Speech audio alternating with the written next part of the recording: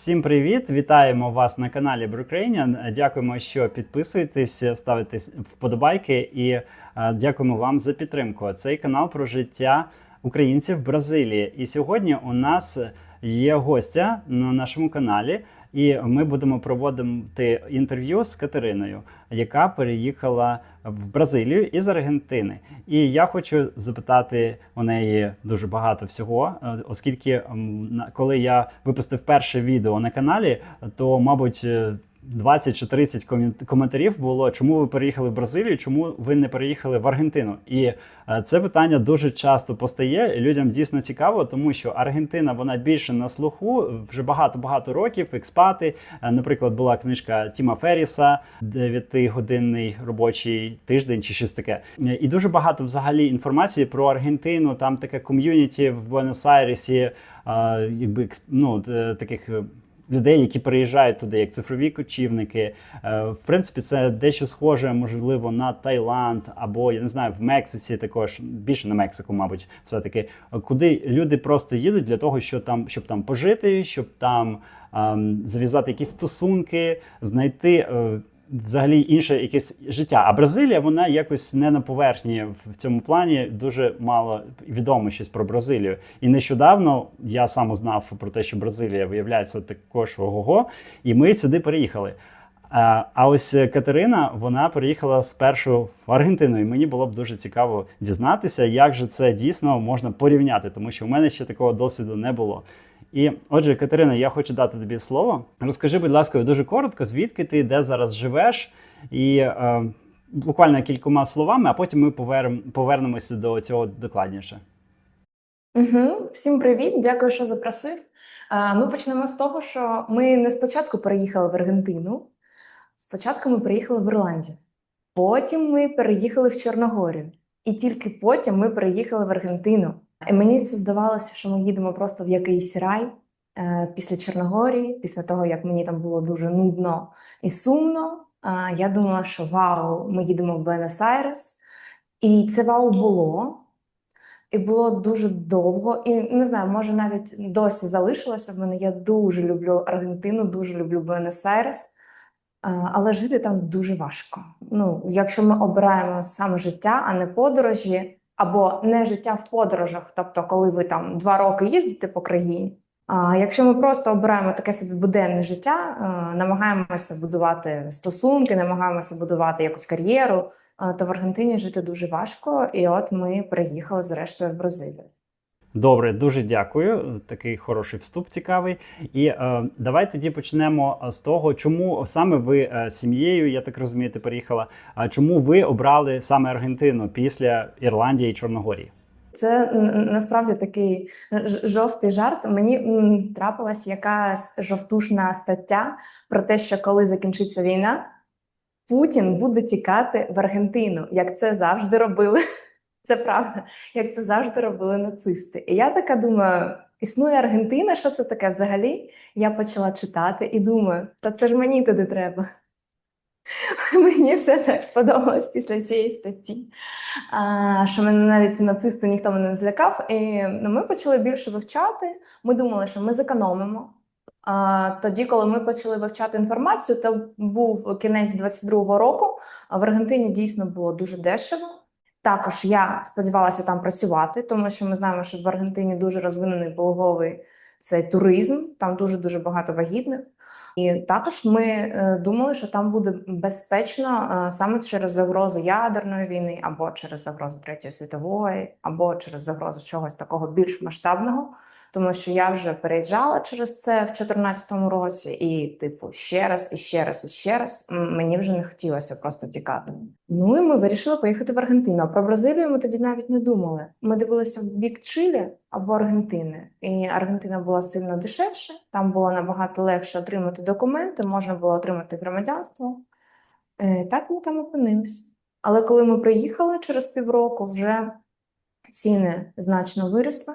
А ще через півроку там стало дуже дорого жити.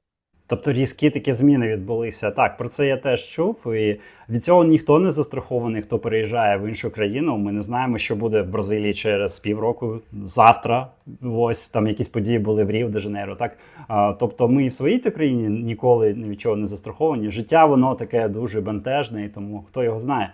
Але дійсно не пощастило, виходить, що вам з таким періодом, так, коли ви туди переїхали, що ціни сильно помінялися. А взагалі можеш розказати, що тобі найбільше подобалося в Буенос-Айресі, коли ви жили? Ну, по-перше, просто саме місто, його вайб, знаєш, там дуже гарно. Тобто я його порівнюю з Римом, з Барселоною, з Парижем, з Одесою, з якимись містами, які дуже-дуже гарно вибудовані, в яких дуже гарна архітектура, великий культурний спадок, і ну, там просто гарно. Ти йдеш, і тобі всюди гарно. Нема такого району, щоб було. Ну, є Закаба, так, трошки вже в пригороді, але саме в центрі, в центральних районах дуже гарно. Там великі парки симпатичні, там дуже спокійні люди, дуже відкриті. Насправді, моя вчителька аргентинка мені сказала, що я їду до Бразилії, і тут ще більш дружелюбні люди, ніж в Аргентині. Я їй кажу, бути такого не може, куди ще більше. Вона каже, так.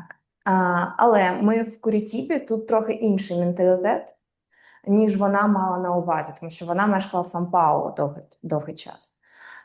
Тут люди такі більш спокійні, менше тебе цілують, менше переходять твій особистий кордон, і це багатьом подобається. Але я звикла вже зі всіма цілуватися в Аргентині, і мені це було клас, мені це було окей. Цікаво. А ти також сказала, що ти сподівалася працювати в Аргентині, і ти сказала про бізнес на пологах. Можеш розказати, чим ти займаєшся саме, що у тебе виникла така думка, що ти будеш працювати в Аргентині? Так, я доула, я супроводжую пологи, я веду йогу для вагітних, йогу після пологів. Ну і фактично я роблю все, що можна робити відносно процесу пологів. Тобто я готую пари до пологів, я відновлюю жінок після пологів, я супроводжую ці пологи.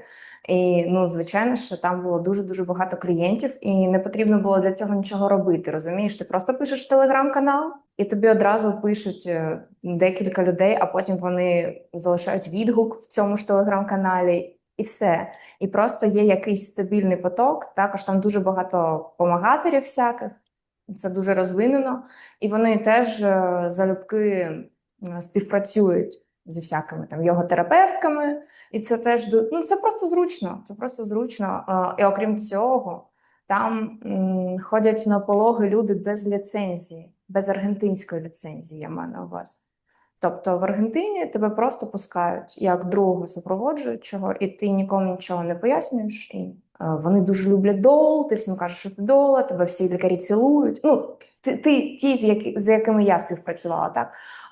І це вже все дуже-дуже легко. Тут трохи складніше це.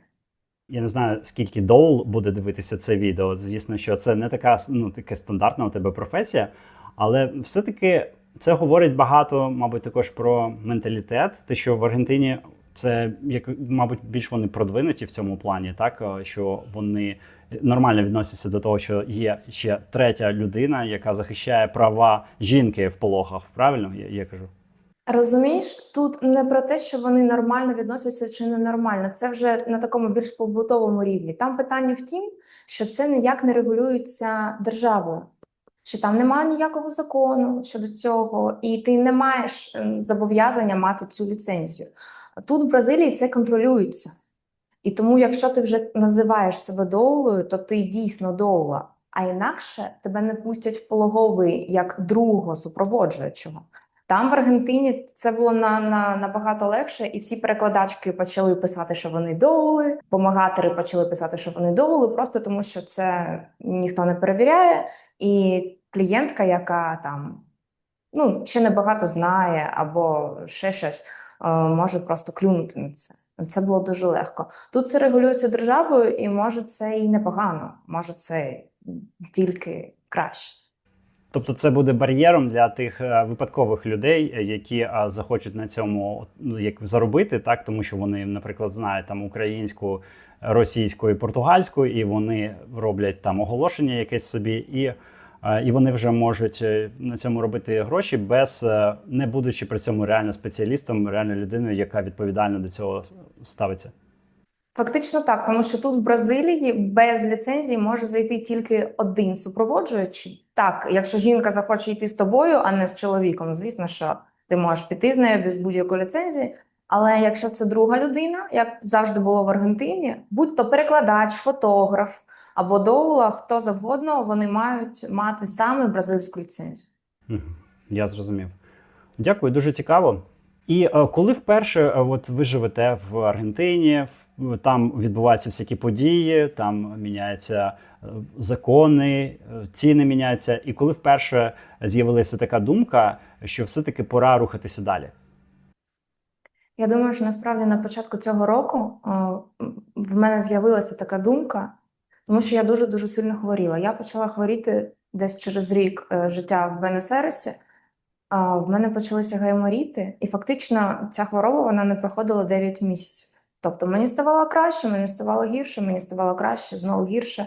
Я зверталася до всіх, до кого можна було звернутися, антибіотики не допомагали, ну і взагалі мало що допомагало. Тому що перший раз я затягнула все це, я не розуміла, що взагалі таке буває, в мене ніколи нічого такого не було.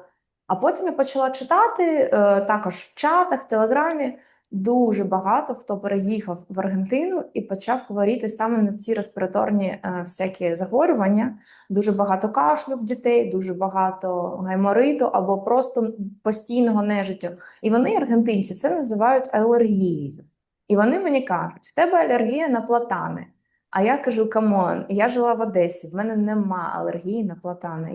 Я це знаю. І я знаю, що це не алергія. Може через плісняву, може через такий більш вологий клімат. Але там дуже, і у місцевих, і у тих, хто приїздить, дуже багато хто починає жалітися саме на це. Ну і типу, коли ти постійно хворієш, рівень життя одразу, рівень задоволення життя одразу вниз. І я і працювати не могла нормально. В тому темпі, в якому працювала перший рік. І ми вже було дуже дорого, і ми намагалися знайти нову хату по закінченню наших варіантів симпатичних, які нам підходили за бюджетом і за комфортом, не було. І якось так, була така, знаєш, думка просто. Ми полетіли в Бразилію в квітні на Ігуасу. Ми зрозуміли, що тут набагато дешевше, ми зрозуміли, що тут набагато крутіший вибір і їжі, і різних речей, і одягу, чого завгодно. Ми були в шоці з сервісу Airbnb в Фос-де-Ігуасу, хоча це маленьке містечко, порівняно з сервісом в Буенос-Айресі, це було для нас вау просто. А що саме відрізняється в цьому? Було дуже чисто. Бразильці, вони схиблені на чистоті. Вони все витирають, натирають, у них це все дуже-дуже чисто.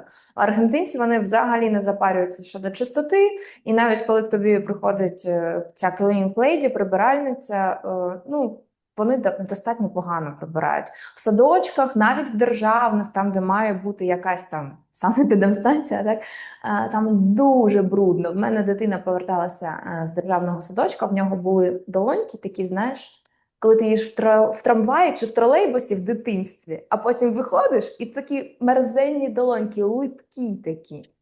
І отак він повертався через 3 години в дитсадочку. Вони не використовували там мило, їм завжди оцей просто спирт, руки типу протерти давали. Тут ні, вони завжди йдуть мити руки з милом. Діти все, маленькі раковини, все це дуже чисто. Я сиділа на адаптаційному періоді майже 2 тижні, мені здається, я ходила з дитиною, я сиділа на підлозі, і я з нею вставала абсолютно чисто. Тобто вони трохи інакше до цього ставляться, і це і в квартирах, і всюди. І коли ми заїхали, і квартира, вау, чиста, і не потрібно нічого перебирати, переприбирати, ми такі, це супер. Класно. Я такого не знав. Це дуже корисна інформація, особливо для людей, у кого є діти. І оці респіраторні захворювання, плюс недостатня гігієна, так би в садочках і взагалі, так, то це дійсно мінус, виходить, серйозний для Аргентини. І я думаю, це додає, до речі, шансів захворіти якоюсь хворобою, коли у тебе постійно брудні руки, тими брудними руками дитина постійно, ясно, що лізе до рота. Ти знаєш, я спочатку через це переймалася, коли в нього з'явилася няня, він ще не ходив до садочка. Я трохи там почала перейматися через це. Вони, наприклад, от ти, чужа людина, можеш попити колу на дитячому майданчику, до тебе підбіжить чужа дитина, яку ти перший раз бачиш, а вона хоче коли, так ти їй даси. І він буде теж пити з цієї бутилки, з цієї пляшки. І це все ну так нормально. Я спочатку була в шоці через це, а потім я просто подивилася статистику, скільки вони живуть. І в них ця довжина життя, вона трохи вища, ніж в Україні в 2020 році була. І я така думаю, ну, все, що нас не вбиває, робить нас сильніше. І я якось видихнула і думаю, ну, нема гігієни, то й нема. Буде як буде. Ну так, якщо ну, ти вже приїжджаєш кудись, то запарюватися за такі фішки, які просто не працюють в цій країні, це контрпродуктивно, тому що ну, що ти з цим зробиш? Або звикай, або просто переїжджай. І от коли ви все-таки з'їздили в ФОС до Ігуасу, і у вас прямо вже з'явилося таке бажання, чи вже точно вирішили, як це сталося? Вона з'явилася, тому що, розумієш, ну, типу, важко переїжджати. Важко кожного разу все починати знову. Важко вивчати мову. Там вже були друзі, все таке класне. Ми сподівалися отримати документи, і в нас вже майже минуло 2 роки. Тобто через 2 роки ми думали, що ми будемо вже подавати документи на отримання громадянства. А ви народили дитину в Аргентині? Ні, було достатньо просто прожити 2 роки офіційно там, легально там, і подаватися на громадянство. Мгм. Тоді це було так, коли ми туди їхали. І ми вже думали, що ми будемо подаватися, і вже ну сенс якийсь кудись їхати, вже якось там туди-сюди. А може я хворію не через це, а може ми перетерпимо і ціни зміняться, а от там може все покращиться. А потім, 28 травня, в них вийшов новий закон, за яким весь наш легальний час перебування в Аргентині, він обнулився. Ми написали юристу, ми спитали суто за наш кейс, тому що багато хто ну, обіцяв, розумієш, ще не розуміючи, чи так буде, чи воно не так буде, чи приймуть його, чи не приймуть його. Вони просто обіцяли, що типу транкіла, все буде добре. Тому що ми виїжджали з країни, а тепер треба прожити 2 роки безвиїзно, тобто взагалі безвиїзно. І тоді подаватися на громадянство. Тобто у нас ці 2 роки повністю обнулилися, ми зрозуміли, що жити ще 2 роки, а потім ще 2 роки до отримання, ну 2, скільки пощастить, ми не можемо точно. Тому що там немає нічого, неможливо нічого купити, ні шампунь, ні крем для обличчя, навіть білизну. Ну, ми просто за білизною ми їздили в Бразилію. А до того в нас її просто не було. І це не жарт. Тобто люди, в яких є портал на Wildberries, вони кажуть, що в Аргентині жити класно. Але вони це отримують все челноками, розумієш? Фактично там купити нічого не можна. Навіть якщо ти згоден платити великі кошти, я не знаю, $100 за джинси в Zara, хоча вони стільки ніде не коштують, це все одно буде не та якість. Тому що там ну, все, що отшивається в Аргентині, воно має іншу якість, і це дійсно нехороша якість. А що це за портал? Ти сказала Viber? Можеш пояснити, бо я не в курсі. Я кажу портал на Озон, портал на Wildberries. Росіяни просто досить часто літають літаками, і в них є така практика, коли вони тобі чемодан привозять просто. Це не пошта, а вони самі туди-сюди. І вони таким чином можуть собі, наприклад, білети, квитки відбити за рахунок цих зайвих валіз. І просто ти замовляєш собі, і тобі привозять все, що ти хочеш. І в тебе воно є. І тоді ти кажеш, в Аргентині жити класно, тому що подивись, як гарно, подивись, які люди, подивись, всі цілуються, всі тебе люблять, коли ти в трусах, а коли ні. А як же самі аргентинці? Невже вони всі їздять на шопінг в Фос до Ігуасу? Ті, в кого є гроші, так, ти прям побачиш, ті люди, які вдягнені інакше, вони всі вдягнені не в Аргентині. А ті, в кого нема, ну, як є. Так, це дуже неприємна штука. Я розумію, це важке рішення переїхати в черговий раз в нове місце. І ви розглядали ще якісь країни, чи ви все-таки одразу вирішили, що вже поїдемо в Бразилію, тут недалеко від Аргентини, і ніби ми там вже були, і ось хоч і туристами так. Ну, ми точно не хотіли їхати в Європу, ми не хотіли повертатися. Знову ж таки, через те, що війна може просто масштабуватися в будь-який момент. Ми цього не знаємо. І що були варіанти з Чилі, варіанти з Бразилією. В Бразилії все ж таки було легше отримати документи. В Бразилії все ж таки було дешевше. А ще в Чилі достатньо часто оці піщані бурі. І я не зовсім розумію, як там теж дихати. Може, там також не дуже комфортно дихати. І вже маючи цей досвід якихось хвороб незрозумілих, щось не хотілося ще ризикувати. Тому Так, ми саме і обрали Курітібу, тому що вона не волога, настільки, наскільки це взагалі можливо в Бразилії, так? Тут немає океану поруч. Тому що вона вище над рівнем моря. І тут повітря, ну класне повітря. Повітря тут хороше. добре, ось ми вже дійшли до Курітіби. Цікаво, як саме ви все-таки вибрали, бо Бразилія настільки велика країна, тут стільки варіантів.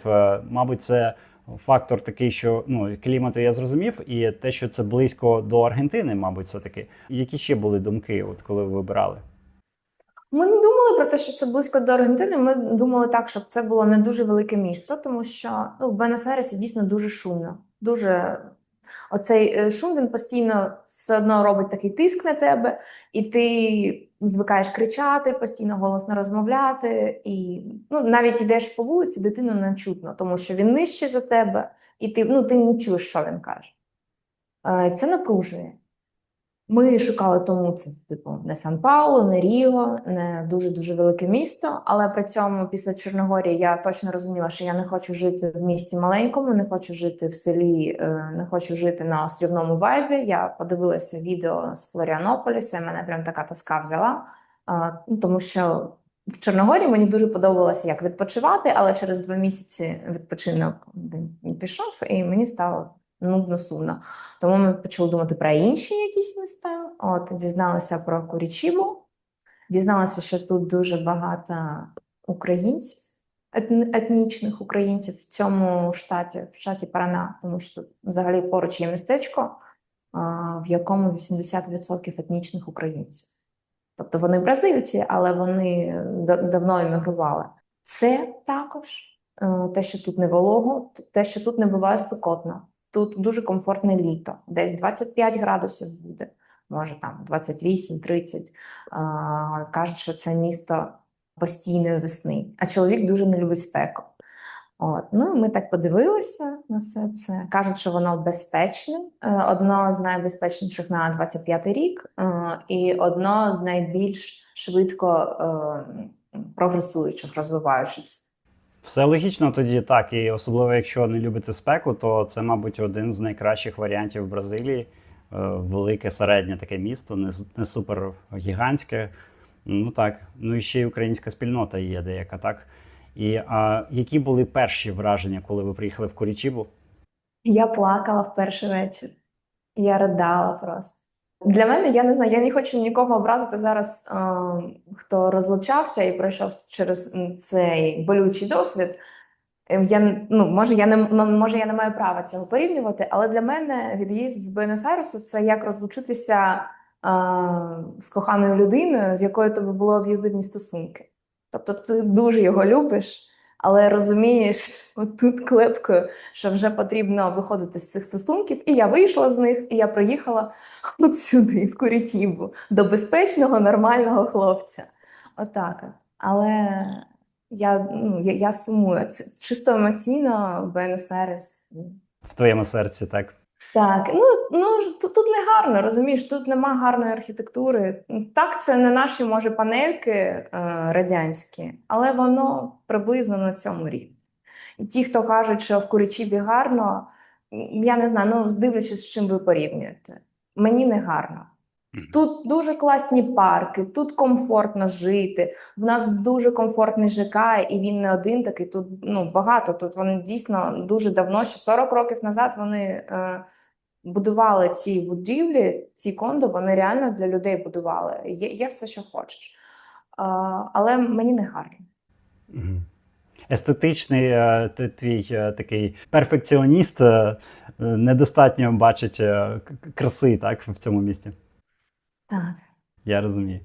І як швидко вдалося вам отримати документи? От ви приїхали і на контрасті після Аргентини, як очікували, так і вийшло у вас з документами. Чи були якісь моменти? Ми навіть нічого не очікували вже. Ми записали потрапити на прийом в федеральну поліцію, щоб отримати оцей ВНЖ, ще поки були в Аргентині. Чоловіку вдалося схопити цей слот.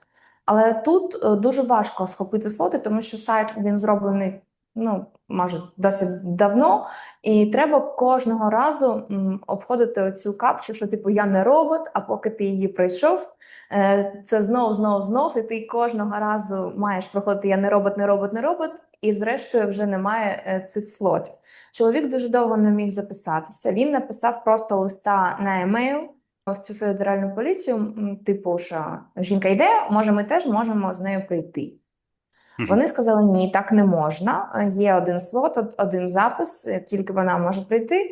Але він апелював до того, що ми хочемо податися по гуманітарній візі, вона наразі одобрена лише до кінця 25-го року, ми не знаємо, чи її продовжать, тому, будь ласка, запишіть ви мене, ну, якомога швидше. І вони записали.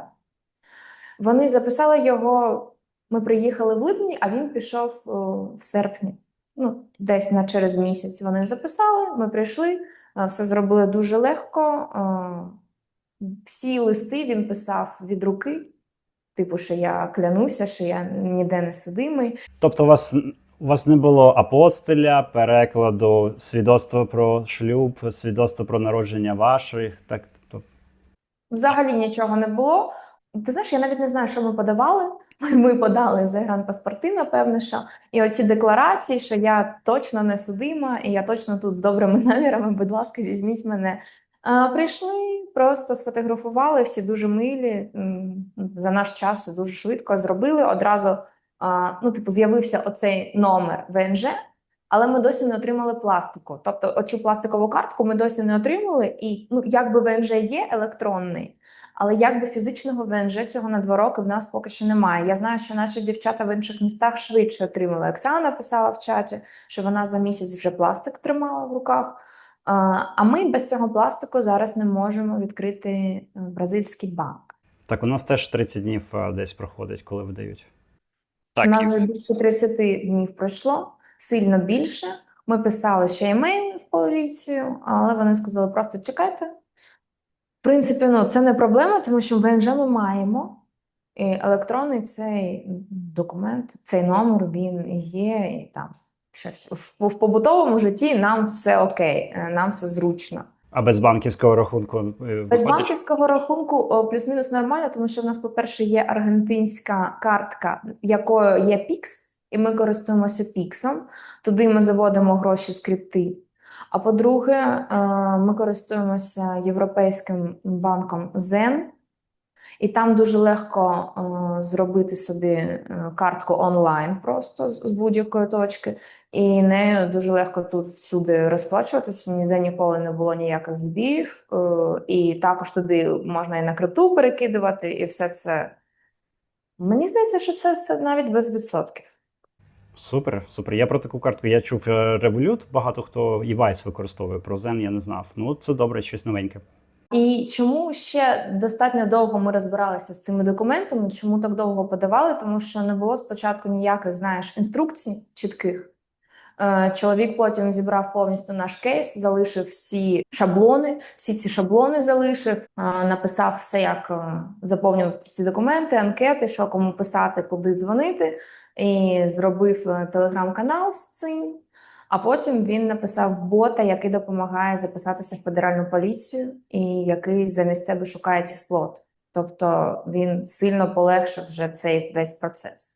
Тобто це твій чоловік цього бота зробив, про якого всі говорять, так?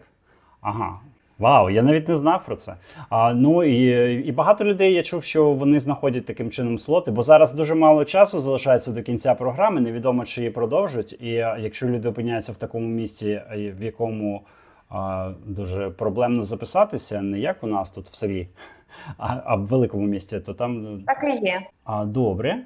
Хотів ще запитати про те, де саме ви зараз проживаєте, у самому місті чи десь в передмісті. А також ти казала про друзів, які у вас живуть в передмісті Курячибок, придбали житло там. Могла б розказати трошки про це? Так, я навіть записала це, і я тобі потім прочитаю, тому що я таких подробиць важких не пам'ятаю. Отже, ми живемо в центрі міста, і ми живемо в самому центральному районі, який так і називається район Центру. По класиці це ж центральний район бомжів і всякого найбільшого шуму, найбільшого бруду і все таке інше. Тобто, фактично, це, напевно, що найжахливіший район міста, але він все одно нормальний. Тобто тут все одно безпечно, тут супер розвинена інфраструктура, тут можна все купити, тут нормально ходити, і тут не так шумно, як в Буенос-Айресі в будь-якому разі. Ми коли приїхали з Буенос-Айресу, нам взагалі здалося, що тут дуже тихо. Просто вау, як тихо, хоча ми прям, знову в самому шумному місці опинилися. А коли вже ходили десь до друзів в інші райони, чи просто гуляли парками, поверталися додому, поверталися в цей район, на нашу вулицю, тут на контрасті вже дійсно відчуваєш, що тут так, тут шумно, тут більше машин їздять. А, ще такий прикол в порівнянні з Аргентиною.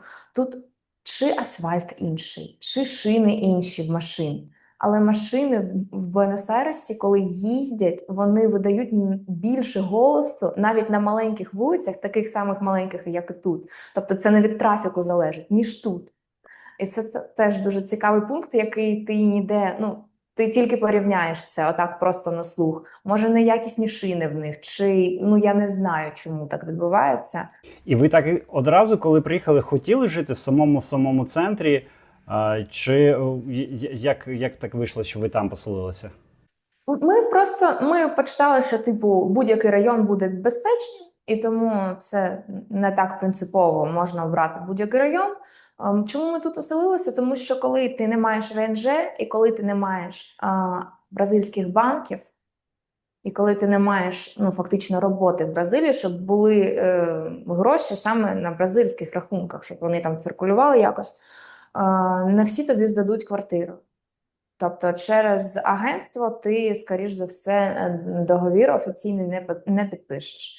І люди найчастіше роблять так, вони на Airbnb обирають якусь собі квартиру, вони там живуть, розуміють, що їм все підходить, все подобається, вони розмовляють з власником, розуміють, що в них добрий коннект, і таким чином вони коннектяться, підписують просто договір з цим власником, і власник згоден, щоб ви жили без всіх необхідних документів. І в нас так само сталося. Це перша квартира, в яку ми заселилися, це наш перший власник, він одразу погодився. Нам дуже підійшли умови, він навіть не просив залог, ми нічого не платили. Тобто ми просто платимо йому раз в місяць в криптовалюті і все. Скільки ви платили коли подобово його знімали, чи ви на місяць одразу, може, зняли? І скільки зараз платите? Ми одразу знімали на місяць. Ми платимо фактично стільки ж. Ми одразу написали, і чоловік попросив в нього знижку одразу на місяць. І він погодився. Він одразу дав якусь непогану знижку, близько 20%. Чесно, я не пам'ятаю, мені здається, що ми тоді заплатили щось типу 1000 за місяць. І зараз ми теж платимо 1000 за місяць, але плюс комунальні і плюс кондо. Фактично, ми платимо зараз стільки ж, скільки платили в Аргентині за квартиру, стільки ж кімнат в нас. Але в Аргентині це була будівля достатньо стара, і була пліснява, і не було ніяких зручностей цих приколів в самому житловому комплексі. А тут в нас є коворкінг з приватними цими салами, з зоною такою, просто як в звичайних коворкінгах. Тут у нас є гарячий басейн критий, і тобто він реально гарячий. Ти можеш прийти в самий зимний день і там плавати. Є спортзал, він дуже добре оснащений. Є кімната, яка в них називається воркшоп. Я не дуже розумію, хто її як використовує, але я там викладаю йогу, розумієш? Тобто я просто бронюю це собі, і це наш такий зал. Є окремо майданчик для вигулу тварин, є окремо майданчик для вигулу дітей, є окремо на передостанньому поверсі таке просто як кімната відпочинку. Вона дуже велика, там є просто столи, там є крісла, є диван, телевізор, туди приходять діти грати в комп'ютерні ігри, чи просто компанії збираються. Є сала де фієстас для свят, також ти бронюєш. І на даху можна посмажити шашлик, можна зробити шураско. І також там дуже гарні ліхтарики розвішані, такі гарні лавки, столи. І ми просто приходимо туди ввечері вечеряти. Просто приходимо туди на дах проводити час. І там є ще домашній кінотеатр. Можна на проєкторі вімкнути кіно чи що ти там хочеш. І прям дуже багато посадкових місць, я не знаю. Я думаю, що людей 50 точно можна посадити. Ну, тобто, якщо там вам потрібно відсвяткувати якусь значну подію, не знаю, весілля, то це просто можна зробити отут, вдома. І це просто супер зручно, це супер комфортно, і гарно, і класно, і, коротше, все, що хочеш.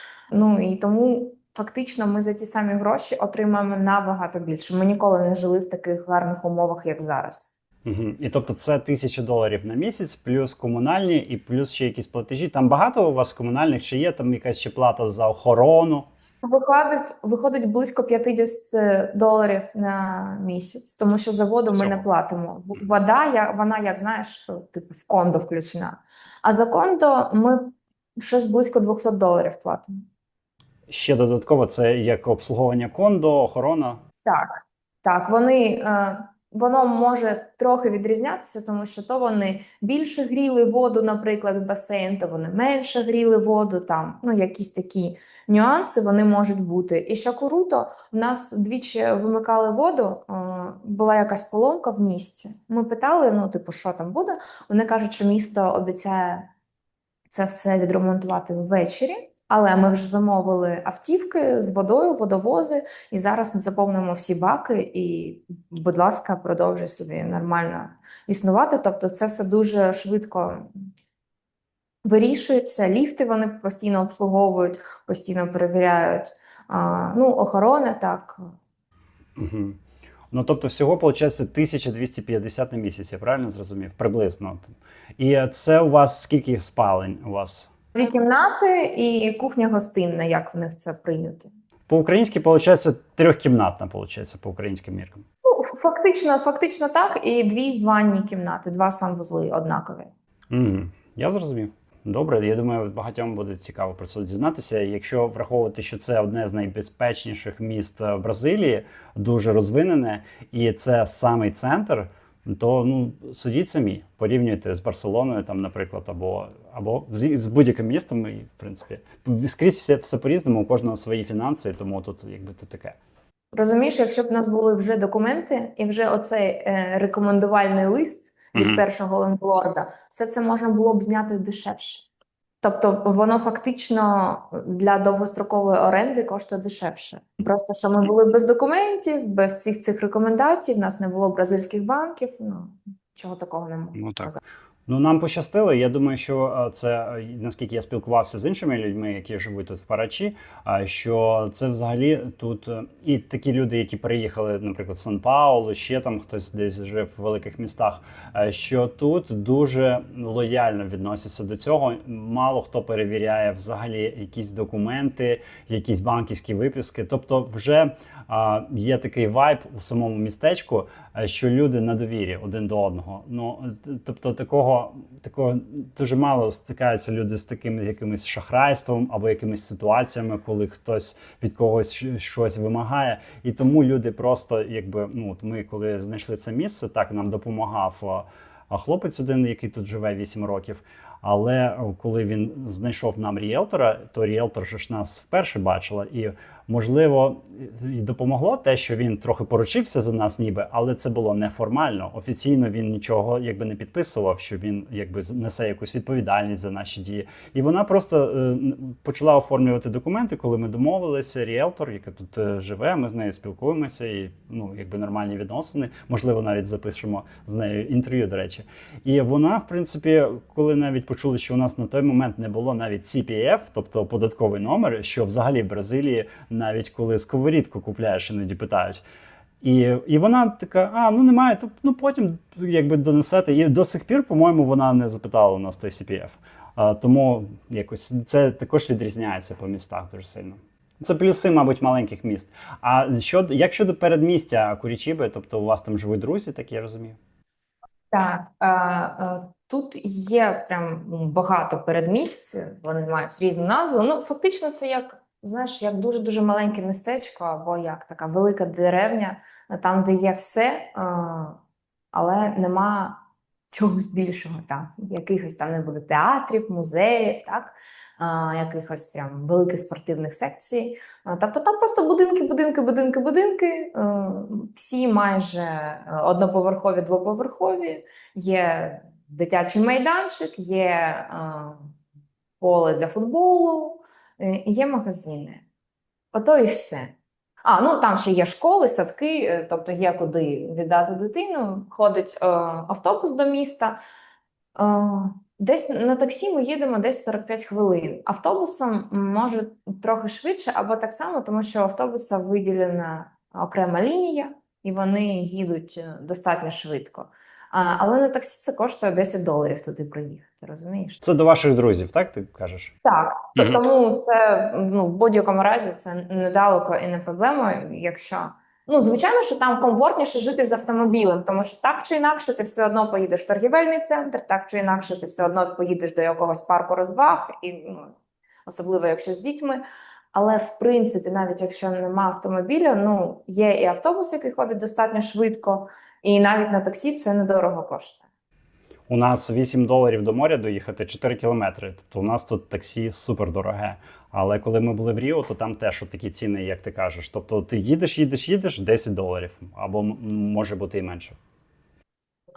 Бачиш, в нас дуже розвинений Uber, місто дійсно велике, і всі мої поїздки так просто по місту, коли я кудись не встигаю, або коли дощ, непогода, мені там треба швидше з району в район, це в мене виходить десь 10 реалів. Це дуже дешево. Таких цін тут нема. Тут автобус коштує 5. І так, щось хотіла ти мені зачитати, так, про друзів? Отже, дивись, там є варіанти купівлі будинків приблизно за $60 000, і це буде будинок 70 квадратів. І це новий будинок. Угу. І навіть, якщо в тебе є документи, можна взяти кредит, цю іпотеку. І тоді люди платять за місяць, на довгу іпотеку на 30 років, і тоді люди на місяць платять щось типу $200-300. Тобто це дешевше, ніж орендувати майже будь-що. І живуть у власному житлі.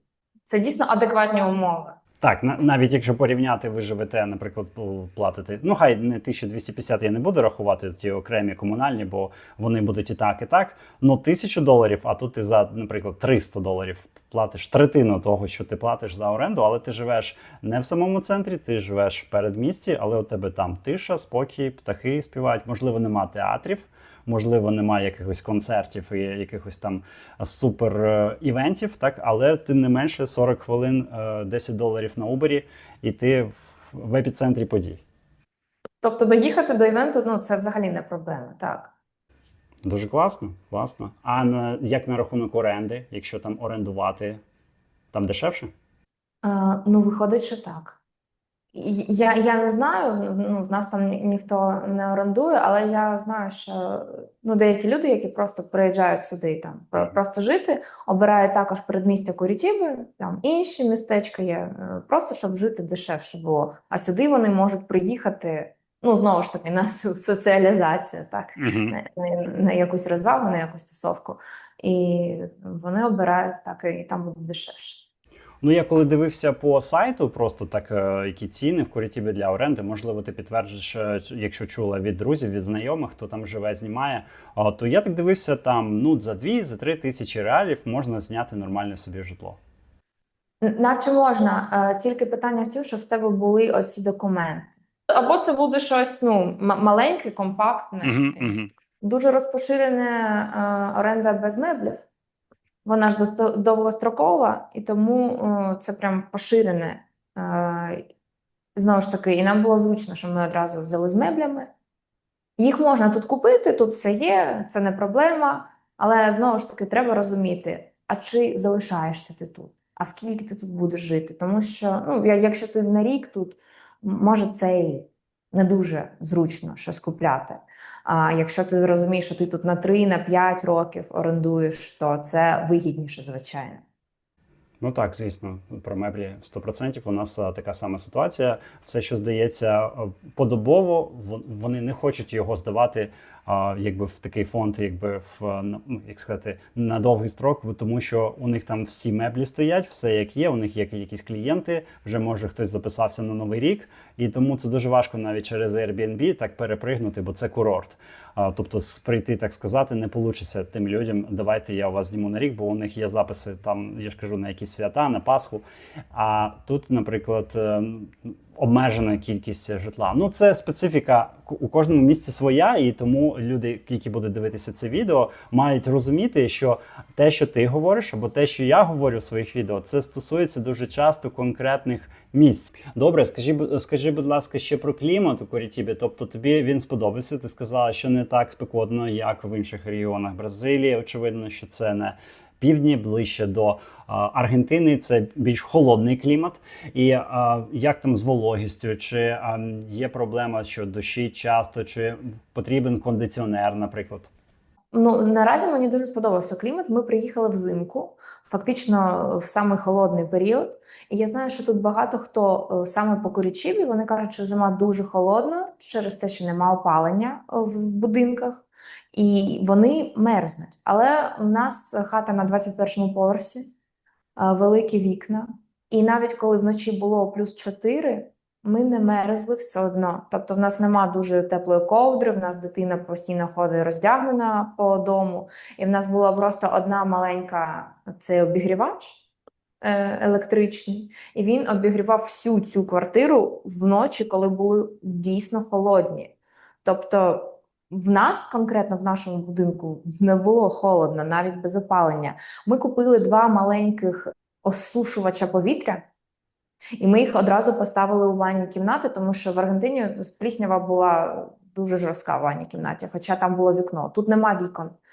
І він вбирає в себе не так багато вологи. Тобто це те, що я виливаю з контейнера, це не так багато фактично, навіть коли йдуть дощі. Ну так, тут волого, це правда, але мені дуже комфортна ця вологість.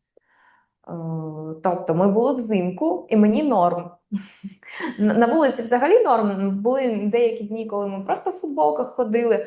Так, були холодні дні, коли я ходила в шапці, в куртці, але я ходила в тому ж самому одягу в червні в Ірландії, розумієш? Тому це не дуже показник. Коли ірландці купаються в Ірландському морі і носять своїх бебезіні повністю голих в бодіках, то я була в шапці в курці там в цей період. І ми потрапили в сезон дощів. На початку весни було дійсно, може, днів 15, може, днів 17, прям поспіль дощів. Це в вересні, так? Це в вересні. І коли ти читаєш оцей прогноз і бачиш, скільки тут в рік днів з дощем, це вражає, і ти думаєш, ні, я туди не поїду. Це занадто для мене. Але коли ти бачиш оцей дощ, це може бути або сліпий дощ, або отак півгодинки такого дощу, він як з пульверизатору. Мілкий-мілкий-мілкий дощик. І ти можеш навіть парасолю не використовувати при цьому. Тобто, так, він йде поспіль багато днів, але він не напружує. Тобто це не лівень, це не злива якась, коли ти не можеш висунути носа з хати. Воно фактично не заважає. Там півгодинки, годинка дощу, вийшло сонце, все нормально. Те, що часто змінюється погода, це правда. Ми в горах, це як в Чорногорії було. Багато хто жаліється на головні болі, поки адаптуються до цієї висоти і до цієї зміни і перепаду тиску. Десь півроку, пишуть люди теж в чатах, що вони жаліються на головні болі. Я просто хотіла спати постійно. Тобто просто тиск змінюється, і голова не болить і дякую, але якийсь такий період адаптації він був все одно. Так, ну в горах менше кисню, то таке і в Карпатах таке є. Ну, спати хочеться, таке багато хто відчуває. А скажи, будь ласка, оті твої симптоми, які у тебе були в Аргентині постійно, респіраторні якісь проблеми, такого тут нема, так? Нічого нема. Ну це добре. Ти знайшла чудове місце для себе, воно тобі підходить. Добре, а можеш, якщо не секрет, розказати ще трохи про свою сім'ю, твій чоловік чим займається, як адаптується дитина? Мій чоловік старший технічний директор в українському продукті, ну тобто він програміст, але тут він же адмін чату in Brazil. Тут він веде цей канал, тут він робить цього бота, постійно його намагається вдосконалювати. І ну, не знаю, може згодом буде робити ще якісь сервіси. Він думає про сервіс довгострокової оренди, тобто як Airbnb, щоб це було дуже зручно, комфортно і безпечно. Але щоб це було на довгосрок, тому що в нас вже дуже багатий досвід по всьому світу цієї оренди, і це дійсно. Ну, фактично немає такої країни, щоб було прям дуже-дуже легко орендувати. І от він думає, що до цього проєкту. Йому дуже сподобалося Курічево, і після Буенос-Айресу там він був не в захваті, і він не розуміє, чому я так страждаю по цій архітектурі. І він тут щасливий. Син також каже: я люблю Курітіву, ми там давайте тут жити, все таке. Він добре адаптується, але ж він маленький, ще йому тільки 3,5 роки. Садочок мені дуже сподобався. Вони дали нормальний термін для адаптації. Тобто це не на словах ми любимо дітей, знаєш, а вони дійсно розуміють психологію. В Аргентині було так само, вони теж давали будь-яку адаптацію, я довго ходила з ним. Тут в групі тільки 5 дітей в нього, і тому це фактично майже індивідуальна група. І при цьому це садок при школі, там діти до 9 класу вчаться. І він цього не розповідає, але я бачу в інстаграмі, як з ними постійно взаємодіють старші діти, є якісь воркшопи, не знаю, якісь приколи, старші діти з ними грають. Ну, тобто це не Монтессорі, але все одно, розумієш, відбувається якась комунікація з дуже-дуже різними дітьми, з різного віку. Там в них є такий, типу, городик маленький, є 2 майданчики. Чому ми туди і пішли? Чому я йому запропонувала саме цей садок? Тому що там їх гурток – це українські народні танці, а я 15 років займалася цим мистецтвом і дуже люблю. Тепер моя дитина може трохи позаймається теж. Бюст Шевченка стоїть в школі, ну такі приколи. Деякі вчителі декілька слів знають українською. Класно, це пов'язано з тим, що це Парана і Прудентополіс там поруч, що там все-таки український вплив такий великий. Чи це один такий садочок на всю Курячібу, чи це реально? Я не знаю, чи один саме садочок, але в них є українські церкви. І це все навколо церков відбувається, розумієш? Тобто вони дуже згуртовані навколо церков. Коли вони приїжджали, вони так і не втратили один одного. Ми приїжджали до старого суспільства нашого українського. Це діти емігрантів 19 сторіччя, початку 20-го. І вони там всі куми, вони всі брати-сестри, не всі володіють українською мовою, лише деякі, але вони там в бінго грають. Ну, от на них просто дуже таке щільне суспільство, і вони там собі зберігають і культуру, і мову намагаються зберігати. Зараз навіть одна дівчина тут, в Курячіві, Олександра, вона розвиває українську мову і українську культуру тут, і навіть в них є проєкт спільно з Міністерством освіти, і вони будуть в тестовому режимі викладати українську мову в школах. Тобто їй прислали підручники, українська програма для вивчення української мови іноземцями, і вони будуть впроваджувати цей проєкт от вже. Якщо він піде гладко, то ну, тут буде навіть ця можливість просто у звичайній Курячівській школі вивчати українську мову, ну як ми там в школі французьку вивчали. Це дуже цікаво. Я про таке вперше чую, і це Вона дійсно перекладала фільми наші українські португальськими субтитрами, і прям ми приходили на кінопокази. Там повна зала, люди в вишиванках, в українських костюмах. Там в них бейсболки з надписом Україна. Ну, тобто, це дуже багато тут нащадків, і вони все одно не забувають про це. Ти там можеш прийти на ярмарок в неділю, і буде обов'язково якийсь прилавок з нашим прапором, там, де наші люди. класно. І ну, це, мабуть, також додатково надає якихось сил, коли ти в еміграції багато років, ти не готувалася до того, що буде війна, що от ти так переїдеш правильно. І тут дійсно по-іншому ти, мабуть, себе відчуваєш в Курячіві? Ну, фактично так. Ну, типу, прикинь, я йду до школи, до садочка, повертаюся, а на воротах герб, тризуб. Я така, ну, клас. Ну Ну, так. ти просто проходиш повз, але бачиш щось, що звик бачити. Що десь поруч є наші люди, якісь, ну тобто, хоча б навіть вони і в третьому поколінні мігранти, але вони пам'ятають, що у них є українська кров, і що вони з повагою відносяться до ну, якоїсь історії спільної, до якихось свят. Там так, ну тобто, ну це дійсно це важливо. Тобто, якщо що, то є кому підтримати тебе. Вони дуже допомагають, це правда. Вони із житлом допомагають, вони зі школами, з садочками допомагають. Тобто, ну просто приходь в цю спільноту, спілкуйся українською, вони її розуміють. І вони щось підскажуть, дадуть якісь цінні контакти. Я думаю, це також важливо для тих людей, які дуже часто мені пишуть: от ми приїдемо в Бразилію, чим нам займатися. Я знову ж таки нікому ніколи не даю порад, їхати чи не їхати в Бразилію. Я просто розповідаю про життя тих людей, які вже це зробили. А чи підходить це для вас? Я не знаю, тому що всі люди різні. У них є різні бажання, різні можливості фінансові, емоційні і так далі. Це дуже далека дистанція. Тому але все-таки мені здається, от багато хто людей, ну з людей, хто не переїхав би саме через те, що вони собі уявляють собі це якесь життя, якісь папуаси бігають там і з мачеті там і рубають один одного. Тобто у людей реально дуже мало інформації про Бразилію. І те, що ти розповідаєш, це просто це реально дуже круто.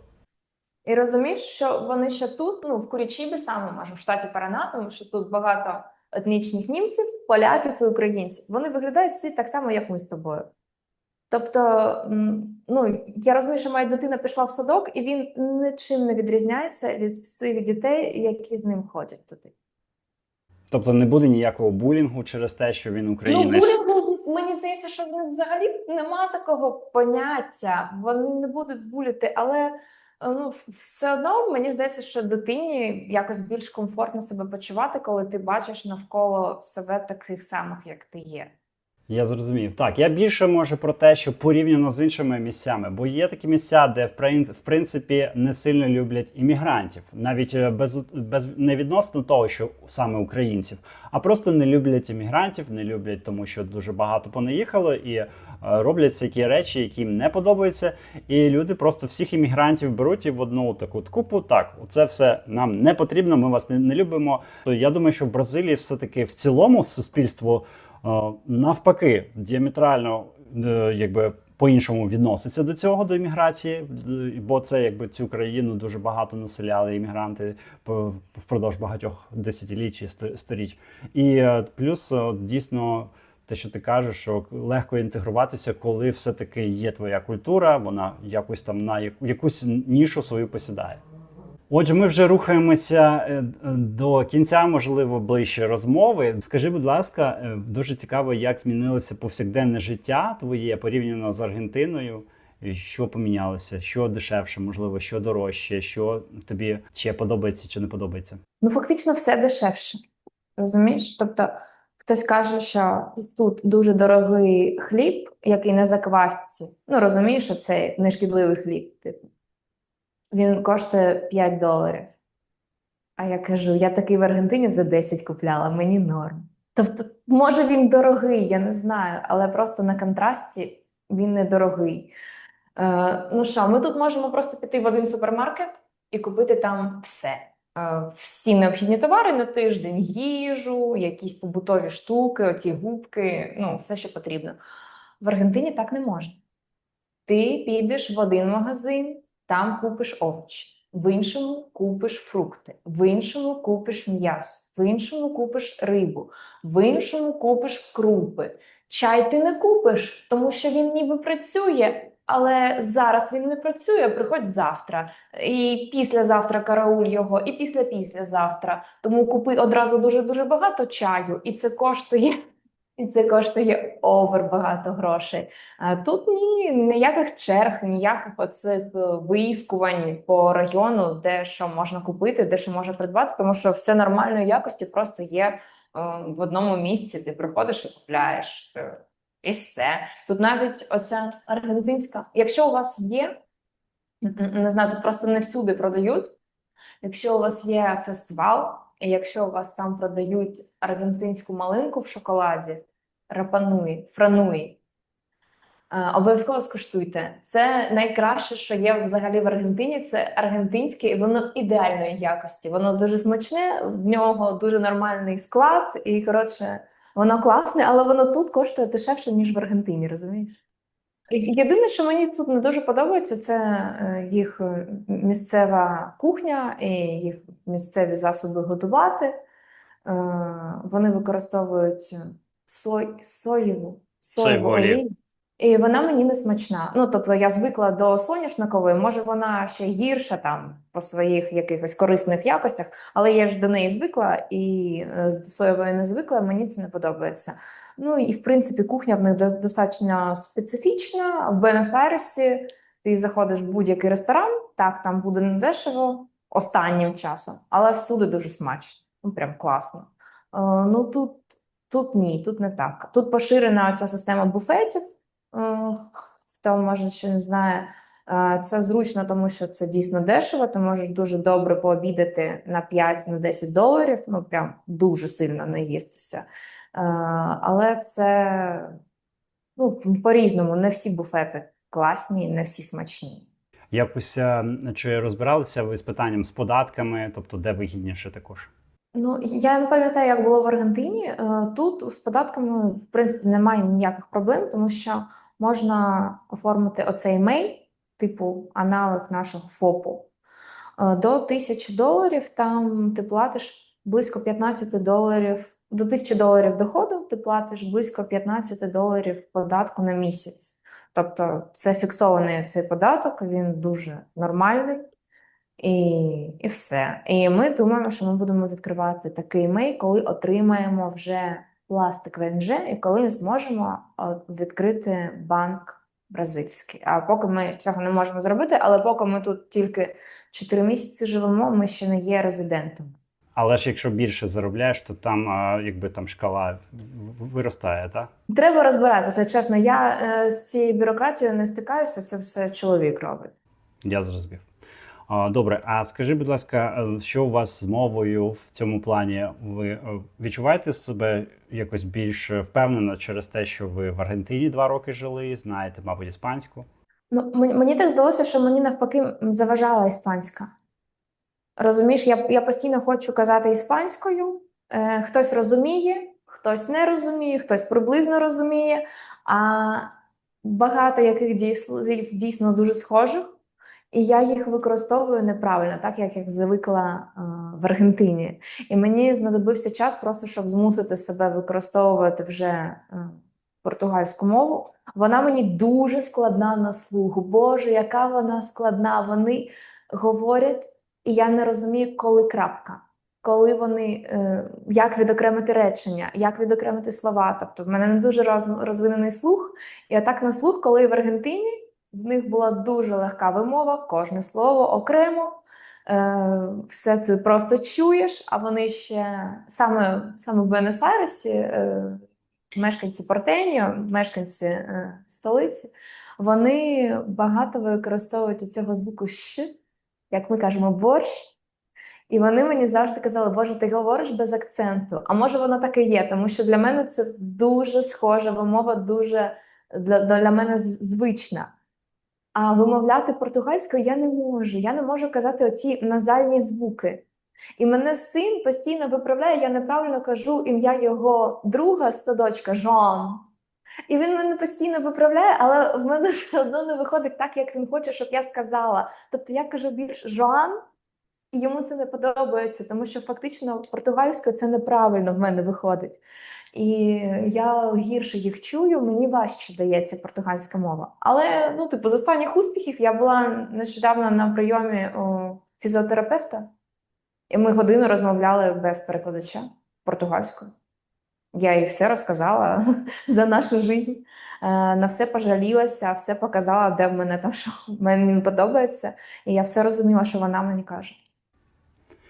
Так, у мене теж досвід такий життя в Мексиці трохи був, і я, в принципі, говорю на середньому рівні іспанською. І коли я сюди приїхав, у мене теж було трохи відчуття, що воно мені заважає, тому що ніби трохи допомагає в тому плані, що мене розуміють, коли я говорю на якомусь суржику спенгліш, такому іспансько-англійському. А з іншого боку, потім цей спенгліш у мене плавно перетікає в портуньйол, португальсько-іспанський. Ну, тобто через місяць, через два, коли я починаю вивчати слова якісь. І у мене в голові така каша-малаша. Я до сих пір зараз я не можу, коли особливо тут ще дуже багато аргентинців приїжджають сюди в Парачі. Тут це, мабуть, після бразильців це друга нація, яка тут є, яка тут буває. І дуже часто, до речі, до мене на вулиці підходять або десь в таксі їдемо, або, можливо, в магазині. І люди знайомляться і кажуть: ви аргентинці? Ми кажемо: ні, ми українці. Вони: Україна? Україна? Такі в шоці. Взагалі це де? Це як це далеко? Ну, це інша історія. Але це є такий фактор, що якщо ви знаєте іспанську, то вам трохи буде важче адаптуватися до португальської, бо в іспанській все більше логічно, як читається, так і пишеться, немає цих якихось звуків дивних. Але якщо ви вивчили португальську, то кажуть, легше потім перескочити на іспанську. Я таке чув. Не знаю, чи це правда, але я думаю, це все одно нам дуже допомагає іспаномовним, так би мовити, Я в принаймні адаптації. можу читати. Розумієш? Я ж можу читати. Так, я їх коли чую, я нічого не розумію, тому що не можу поки виокремити ці слова. Але ж я їх можу прочитати, коли вони мені написали. І, ну, звичайно, що це легше. Так, це все одно великий плюс. А 100%. ще з приколів, тут, коли ти кажеш, що ти з України, ні, вони не так дивуються. Вони дивуються іншим здивуванням. Вони кажуть: з України? В мене бабуся українка. З України? В мене дідусь українець. Дивись, в мене прізвище Черненко. Вау, зовсім по-іншому, ніж тут у нас в Ріо-де-Жанейро. Це прикольно. Добре, і хотів ще у тебе попитати трохи. Ти зараз навчаєшся на доулу, і ти розказувала вже в цьому інтерв'ю про те, що тут потрібна сертифікація. А чи взагалі чи приймаєш це зараз клієнток, чи це не можна робити поки що? Чи може хтось звернутися до тебе, якщо зараз дівчата є, які збираються їхати в Бразилію? Зараз у мене є група йоги вживу тут. Група йоги для вагіт. Ну, що я точно, що я можу робити без ліцензії в будь-який момент, це підготовка до пологів, інформаційна, психологічна і будь-яка. Я маю отримати ліцензію в грудні. Перші пологи за контрактом в мене мають бути в січні і другі в лютому. Тобто в мене вже є клієнтки і вже буде якийсь досвід. І тоді я зможу, знаєш, більш зрозуміло і більш детально щось розповісти саме про пологи в Бразилії. Тому що поки те, що розповідають на курсах, ну, не все вау, насправді. Це не Канада, це не Британія, це не Нідерланди, і це навіть не Аргентина в контексті пологів. Але тут це безкоштовно. І тут звертаються саме в безкоштовну медицину, частіше за все не обирають платні. І чи приймаєш ти домашні пологи, чи тільки супроводжуєш у госпіталях? Дивись, я доула, я не медичний працівник, тому я ніякі пологи не приймаю. Я їх тільки супроводжую. І я їх можу супроводжувати в будь-якому місці, де є медичний працівник, тобто де є акушерка. Якщо це домашні пологи з акушеркою, я, звичайно, що супроводжую. А якщо це пологи без акушерки, тоді ми вже кажемо про соло-пологи, і доули зазвичай в такі не ходять. Я зрозумів. Але з плюсів, що тут це легально, це законно, домашні пологи, і немає ніяких проблем в оформленні документів. Хоч це соло-пологи, хоч це пологи за кушеркою. Тобто є команди, є контакти в мене вже. Організувати це не проблема. Так, у нас теж були домашні пологи тут в Бразилії, і я можу підтвердити, що з документами трохи було важче, тому що це були соло-пологи, і нам потрібні були свідки, які мали підтвердити, що це саме наша дитина. Але ці перепони вони зроблені з метою, щоб люди не було ніяких махінацій, тому що це все-таки важливо, це безпека дітей. Так. В цьому плані питань нема, але за місяць нам зробили документи, і все після того ми не мали ніякого клопоту. Але це дуже цікаво, що є така людина у нас тепер знайома, яка поділилася інформацією, яка зараз отримує сертифікат і зможе вже більш детально працювати з тими жінками, молодими дівчатами, які їдуть народжувати дітей, українців, бразильців.